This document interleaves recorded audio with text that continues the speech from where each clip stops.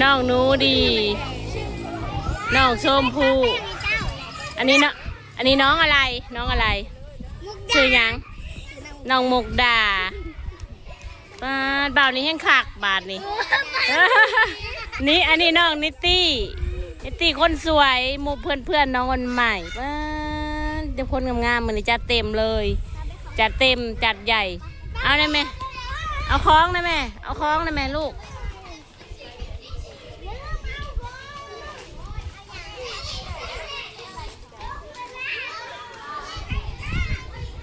โอ้เด็กๆบ่าวนี่แห้งหัวงอกแล้วบัดนี้เรื่องหัวแดงเรื่องหัวงอกม่อนนี่เสือหัวมันละลายหัวมันแดงย่อมผมแดงผมทอง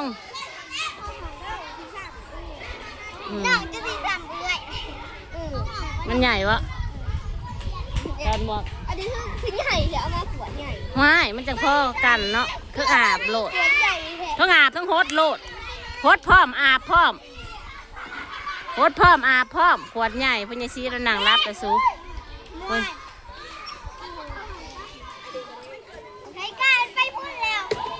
มันบ่คือหมูดอกบานะมาหอแล้วเฮียนอนใหม่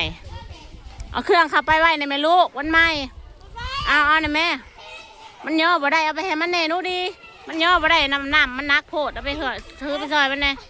ไข่กับไผ่ผูแค้นน่ะน้องเทพไทยน้องเทพไทยน้องอันนั้นน้องโตบี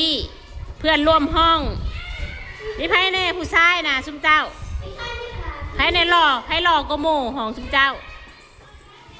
ไผ่หล่อห้องประหนึ่งห้องประชองไผ่หล่อก็โม่เทพไทยบ่ฮะ เอาน้ำหอมไผ่คืออุ้ยน้ำหอมมันใหม่เลยที่หนึ่งน้ำหอมมันใหม่งามก็โม่เห็นบ่สีเหลืองเติมโลดของมันใหม่โอ้ยจะไปเห็ดง่ายเถอะลูกคือบ่พ่อยแม่ฝนงามอุ้ยมื่อแน่น้ำหอมน้องเทพไทยนะสูโอ้ยขี้มินบ่อึดบ่อยากโอ้ยพุ่นของวันใหม่ของวันใหม่เหลืองงามเพราะว่าเฮาฝนใส่สมดิฝนใส่สมแล้วมันงามเนาะสีงามนั่นดินักกะมาผู้เดียวอ้าวฝนใส่สมบีบมะนาวใส่มันจังเหลืองงามสบายดีเด้อจ้าพี่น้องสบายดีเด้อมาพบกันวันนี้แล้วก็จะเก่าคนเดิมเมื่อนี้แกอยู่เฮียนเนาะมาเบิ่งบรรยากาศเด็กๆแบบเล่นสงกรานต์กันนะทุกคนเด็กๆแบบว่าเด็กหน่อยประถมนะแต่อนุบาลฮะป.5เนาะแต่อนุบาลฮะป.5มื้อนี้นะนอนใหม่อยู่ของป.2นะจ๊ะกำลังพากันเล่นเปียกเบิ่งละบ่เดียวนี้นะฮะบ้าวนี่มันให้ห้าแม่ซื้อมาให้พ่อ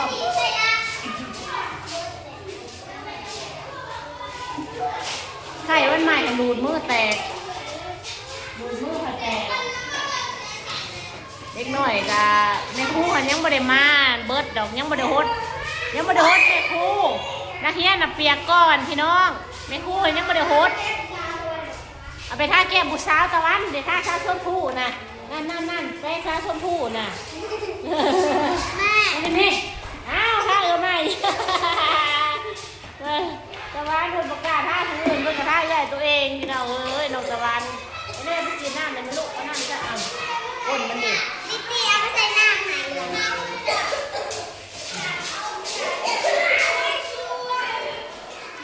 แม่ครูกินใส่หอดเป็นตาเอาเราก็ใส่ตลอดก็ช่วยนะหองเบิ้งก็ช่วยนะหองเดี๋ยวก็ช่วยนะข่าวเธอละคนบ่ข่าวก็ได้ให้คนเบาเนตตี้ให้คนเบาจังข่าวอย่าหยาดกันข่าวให้เขาข่าวก่อนผู้ใหญ่นะซุ่มเจ้าทาข่าวน้ำล้างลงมาพี่ทาข่าวน้ำล้างคนหลายทาข่าวน้ำล้างเลี้ยนคิ้วกันนะข่าวน้ำล้างให้หมดผู้ใหญ่ข่าวก่อนมันหลายคนจะซิ่งกันข่าวไปผูกแขนในคู่นะผูกบดขู่คนโฮดคือกันผูกแขนก่อนจังโฮด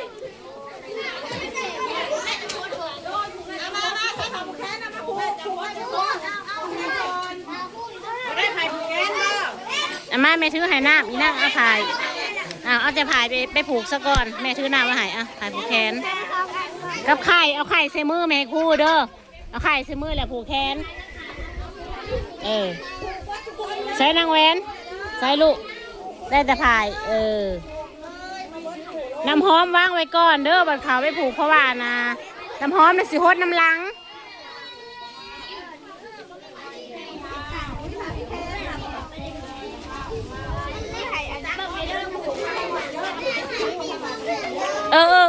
ปานให้หมูให้เอาคนละหน่วยก็ได้ของในวันต้มมา3 หน่วยแม่ต้มมา3 หน่วยให้คู่ได้ก็ได้แล้วแต่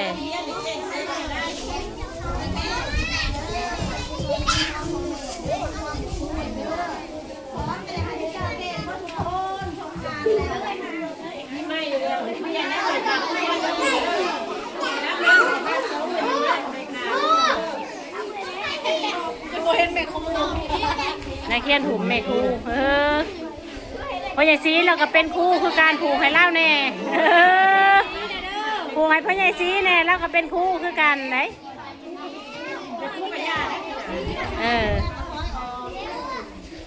เฮาก็เป็นอาเฮียนคือกันครูเฮาเลยอันนี้กะเฮาก็ได้เฮียนนะเพิ่นคือกันครูแม่แล้วก็เป็นครูลูกพี่น้องเอ้ยไทกล้าดิมึงนี่จะบอกไทกล้านะ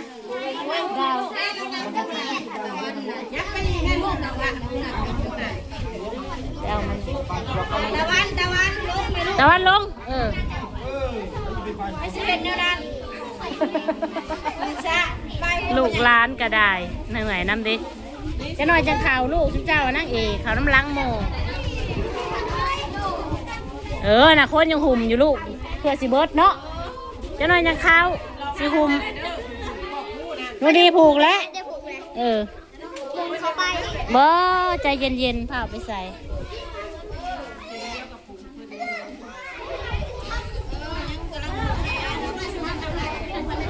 ผูกแขนแล้วก็สิฮดน้ำแล้วก็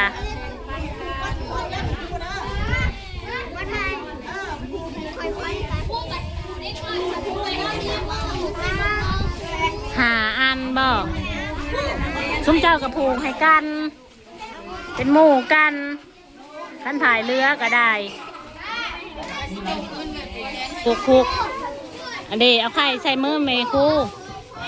ผูกเป็นอยู่บ่ลูกน้องวันใหม่ผูกน้องเพื่อนก็ได้ เด็กอนุบาลชื่อดื้อแต่เด็กอนุบาลนะผูกแล้วน้องมวยผูกแม่คู่นี่ดื้ออย่าว่าที่ขาดเผา2 คนผูกขั้นเข่าก็ต้องเข่าพร้อมกัน2 ไอ้น้องผูกแม่คู่เป็นทึ่งแม่คู่แม่เป็นทึ่งแม่คู่ลูกเนาะแม่ก็ได้เฮี้ยนน้ำลูกก็ได้เฮี้ยนน้ำเอาผูกเลยไหมลูกผูกตีมัดเป็นอยู่บ่มัดเป็นอยู่บ่ตีอันแม่ก็ซ้อนในมัดมัดบ่เป็นให้เอื้อยนะมัดแล้วจังมัดลูกผูกไข่เต็มมือแล้วไม่คู่น่ะซ้อนทั้งแม่ซ้อนทั้งลูกซ้อนทั้งแม่ซ้อนทั้งลูกพ่ออะไรแล้วพ่อสิได้บำนาญแล้วสิบำนาญแล้วบ่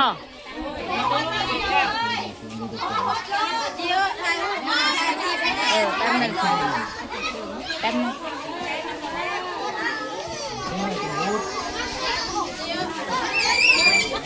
แป๊บนึงนะ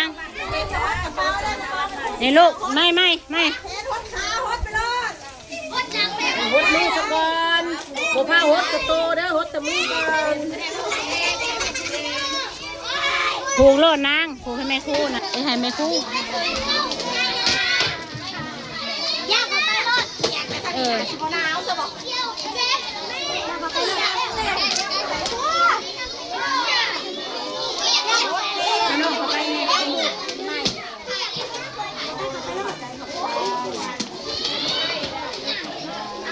องข้อไม่คู่นี่นะนี่นะขาวตามรักด้วยเนี่ย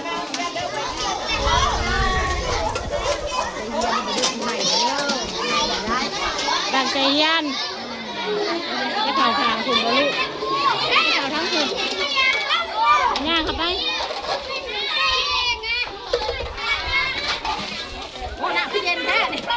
เอาน้ำแข็งเอาน้ำแข็งใส่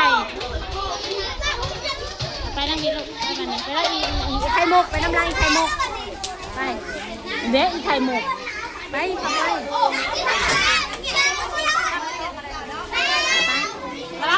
ท่องข้อในคู่มานี่นะเนี่ยนะมันใหม่สิท่องพวงมาลัยท่องพวงมาลัยแม่ครูห้อยพวงมาลัยมาให้แม่ครู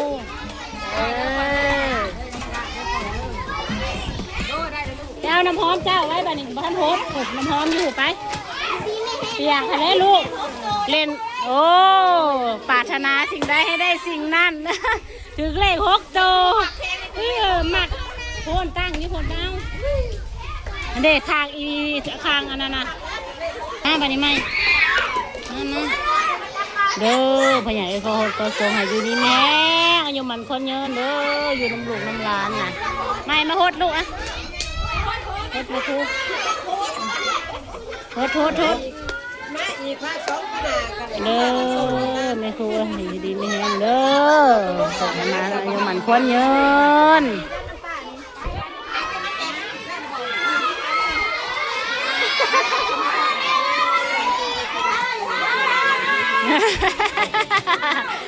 ห่วยเขาอดใจบ่ได้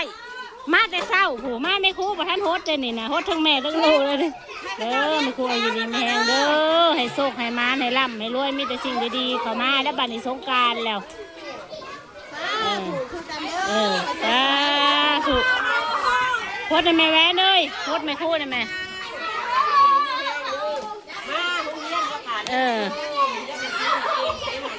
สามมะนาวสามมะนาวว่ะ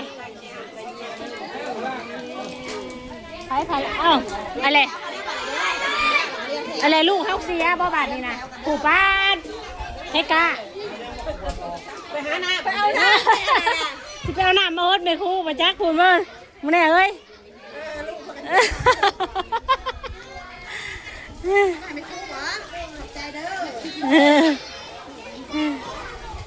แล้วบานนี้ต่อแถวบานนี้นะ